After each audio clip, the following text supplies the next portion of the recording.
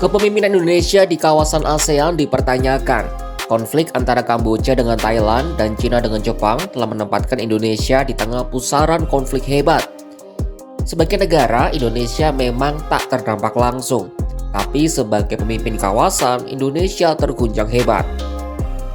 Selama ini Indonesia dipandang oleh komunitas internasional sebagai pemimpin alami di Asia Tenggara lewat ASEAN.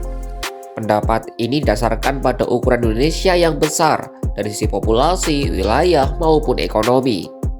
Asumsi lain juga disandarkan pada posisi strategis Indonesia, stabilitas, dan rekam jejak diplomatik yang moderat. Dan yang tak kalah penting adalah kontribusi Indonesia dalam penyelesaian konflik dan perdamaian dunia melalui misi Garuda.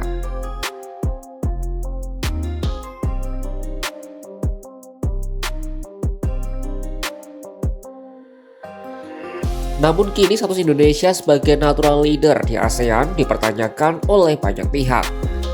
Salah satu sebabnya diplomasi Indonesia yang sudah tidak lagi aktif seperti dulu, bahkan cenderung abai terutama untuk Asia Tenggara. Salah satu kritikan ini datang dari guru besar diplomasi HAM di ASEAN dan kepemimpinan politik global di FISIP UGM, Dhafri Agus Salim. Dhafri menyoroti kehadiran Indonesia yang sangat jarang di kawasan tapi sangat aktif di luar ASEAN.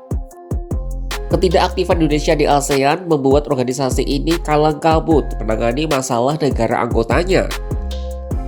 ASEAN saat ini sedang tidak baik-baik saja. Hampir semua negara anggotanya berkonflik. ASEAN mengalami krisis kepemimpinan yang serius. ASEAN awalnya didirikan dengan harapan dapat menangani masalah anggotanya. Namun sampai sekarang organisasi ini belum berhasil melakukan manajemen resolusi konflik. Ini terbukti dari negara-negara anggota ASEAN yang semuanya sibuk pada urusan masing-masing. Ketidakmampuan menyelesaikan masalah ditambah dengan prinsip non-intervensi membuat ASEAN malah dijadikan ajang rivalitas negara-negara besar dan beresiko tinggi pada keamanan kawasan. Konflik Thailand-Kamboja ideal diselesaikan secara internal. Masalahnya menurut Dhafri, Indonesia yang diharapkan memimpin ASEAN justru melempem dan tidak ada inisiatif. Padahal selama puluhan tahun Indonesia punya modal diplomatik besar, terutama dari sisi militer.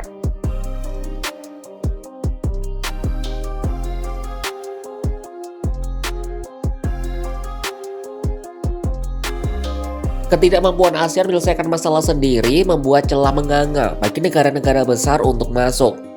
Dalam konflik Thailand-Kamboja, kita melihat perebutan pengaruh antara Cina dan Amerika Serikat.